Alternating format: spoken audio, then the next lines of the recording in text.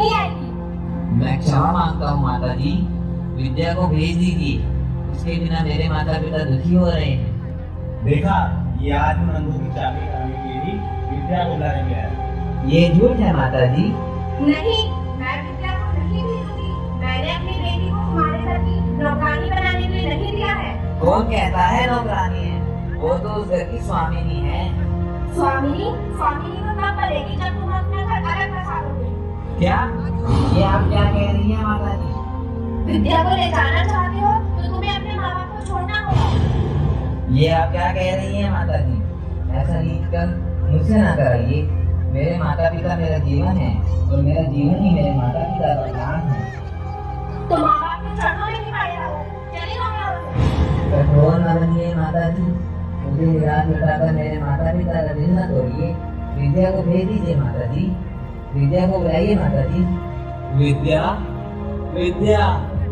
स्वामी, स्वामी, स्वामी, जाओ, विद्या नहीं आएगी। दुखी मन से वापस लौटते हुए श्रवण को आस पड़ोस से कुछ लोगों की कड़वी बातें सुनने को मिलती हैं, जिससे वह और ज्यादा दुखी हो जाता है और अपने माता पिता की आंखों में रोशनी लाने की कोशिश करने की सोचता है। महान वैद्यों और चिकित्सकों की तलाश में निकल पड़ता है।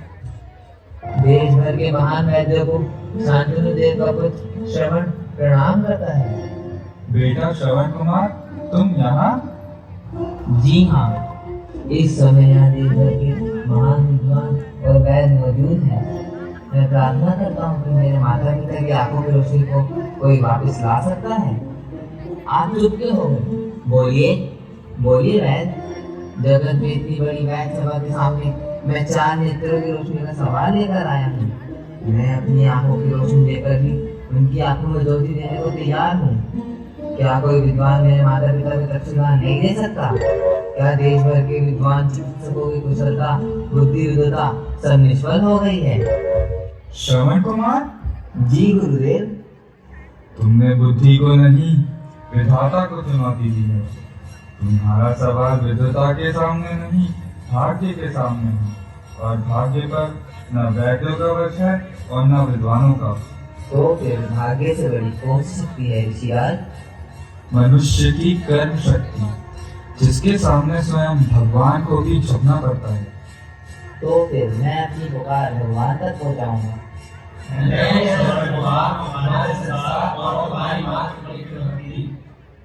गुरुदेव, कौन सा अनुष्ठान करके मैं अपने अटल निश्चय पर सफल हो पाऊंगा? तुम अटल निश्चय कर ही चुके हो तो सुनो। भगवान विष्णु और जगत माता लक्ष्मी की पूजनीय प्रतिमा के समान अपने माता पिता को कांधे पर उठाकर आर्यव्रत के सारे तीर्थों की यात्रा करके 7 नदियों का पवित्र जल लेकर अपनी जन्मभूमि पर वापस लौटा, और वही जल अपने माता पिता के नेत्रों में छिड़कने से उनके नेत्रों की ज्योति वापस आ जाएगी। मैं इस पवित्र अनुष्ठान का संकल्प करता हूँ गुरुदेव, मुझे आशीर्वाद दीजिए। भगवान तुम्हारा संकल्प सफल करे। संकल्प ले चुके श्रवण के लिए अब सबसे बड़ी कठिनाई की बात थी माता पिता को यात्रा भी ले जाना। अब भला ये कैसे संभव होगा, क्योंकि उस समय तो बस और ट्रेन जैसी कोई सुविधाएं भी नहीं थी। इसी सोच विचार में श्रवण उदास रहा। अचानक उसके मन में एक विचार आया। फिर वह 2 टोकरियां उठाकर लाता है, उन्हें डंडे के सहारे रस्सी से बांधकर एक तराजू का भाई मुझे देखियो यार, बना दो यार, फिर रोटी कर लो। एक एक करके अपने माता पिता को बैठाता है और यात्रा के लिए चल पड़ता है।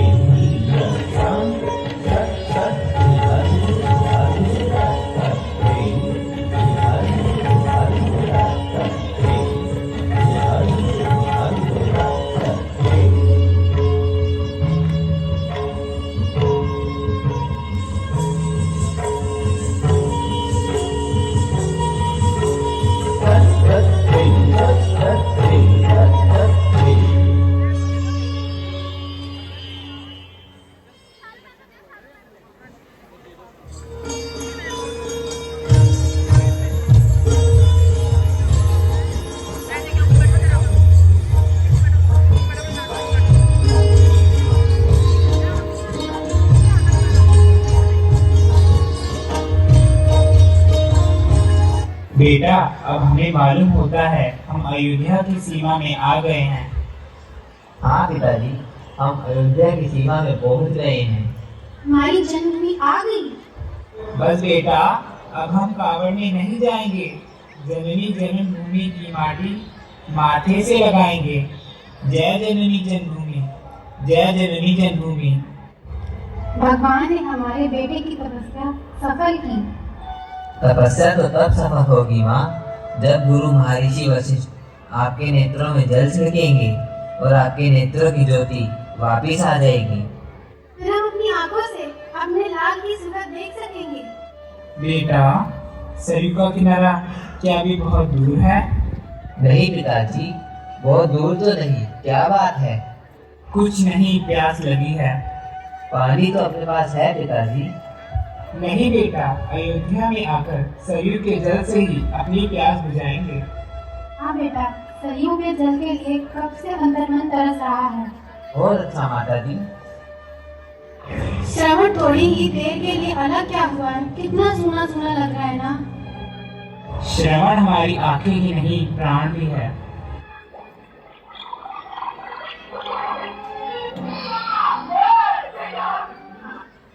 कौन कौन? प्रणाम कुंवर। हो सके तो यह जन पश्चिम दिशा में बैठे मेरे माता पिता तक पहुंचा दीजिए। पिताजी, पिताजी, माता। राजा दशरथ हाथ में जल का लोटा लेकर श्रवण के माता पिता के पास आते हैं। बेटा, जल ले आए? लीजिए जल। कौन? ये आवाज हमारे श्रवण की तो नहीं। कौन हो तुम? बोलो। पहले आप जल पी लीजिए। कौन हो आप? मैं दशरथ। कौन? अयोध्यापति? ईमान, और हमारा श्रवण कहाँ है? आर्य, आप जल क्यों लाए? पहले आप जल पी लीजिए। जल? नहीं नहीं महाराज, जल तो हमारा श्रवण ही पिलाएगा। वो कहाँ है? बताइए ना, कहाँ है हमारा लाल? वो कहाँ है? आपकी खामोशी हमें व्याकुल किए दे रही है। श्रवण कुमार ने आपकी तीर्थ यात्रा के साथ साथ अपने जीवन की यात्रा भी पूरी कर ली। ऐसा अपशगुन अपने मुंह से न निकालिए। हमारी नैया का खिवैया हमें छोड़ के नहीं जा सकता है। अयोध्यापति, आज आप हमें छलने आए हैं। बोलिए, रघुवंशी होकर भी आप झूठ बोल रहे हैं। महाराज, आप झूठ बोल रहे हैं। काश कि आज दशरथ की बात झूठ निकल जाती, पर क्या महाराज? बोलिए महाराज। आपके श्रवण कुमार का घाती मैं ही हूँ। शांतनु देवी, आपके लाल की ममता पर मेरे ही बाण का प्रहार हुआ है। आपके सहारे की ये लाठी हत्यारे दशरथ द्वारा ही टूटी है। बेटा, बेटा, श्रवण बेटा, बेटा श्रवण। नहीं नहीं, ये शरीर निर्जीव नहीं है। अंधे माता पिता का बोझ उठाते उठाते सो गया है। श्रवण, उठो बेटा, प्यासों की प्यास बुझा दो, हमें 2 घुट पानी पिला दो। श्रवण, अभी तो तुमने अंधे माँ बाप की आंखों की ज्योति भी जगानी है। हमें आंखें देकर एक बार अपनी सूरत तो दिखा दो। शांतनु देव, श्रवण कुमार अब नहीं उठेगा। कौन कहता है नहीं उठेगा? रघुवंशियों के राज में माँ बाप के जीते जी पुत्र को कोई यमराज नहीं लगा सकता। सूर्यवंशी धर्मात्मा राजा दशरथ का राज्य है। बाप बेटे को जीता पर सुलाएगा तो प्रलय आ जाएगी। श्रवण, आप हमारे आज्ञाकारी बेटे हो, हमें जल पिला दो। लीजिए, जल ग्रहण कीजिए। शांतनु देव, अपने पुत्र की अंतिम इच्छा पूरी कीजिए। जल लाते जल, हमारे बेटे का खून करके बाप की प्यास बुझाना चाहता है। मेरे कलेजे की धड़कती हुई आग सरयू के सारे जल से भी ठंडी नहीं होगी। हाथ में जल लेकर मैं पुत्रहीन शांतनु तुझे श्राप देता है। जिस तरह बुढ़ापे में बेसहारा होकर बेटे के लिए तड़प तड़प कर तेरे प्राण निकल रहे हैं, इसी तरह एक दिन बुढ़ापे में बेसहारा होकर पुत्र वियोग में तड़प तड़प कर तेरे प्राण भी निकलेंगे। जिस तरह आज हमारे पुत्र की लाश बिना गिरा गिरूंगी पड़ी है, उसी तरह एक दिन तेरा शरीर भी बिना गिरा गिरूंगी पड़ा। मैं प्यारे पुत्र के शोक में तड़पती हुई मुझको ज्ञानी की आत्मा तुझे श्राप देती है कि पुत्र के होते हुए भी तेरी मिट्टी उठाने वाला तेरे पास न रहे। आपका श्राप ही मेरे पाप का प्रायश्चित होगा। श्रवण, हमारे बुढ़ापे की लाठी। श्रवण, श्रवण, श्रवण। और इस प्रकार इस दुखदायी कथा का अंत होता है। इस कथा को मंच पर दिखाने का हमारा यह उद्देश्य है कि सदियों में जिस तरह से बच्चों का अपना माता पिता के प्रति प्रेम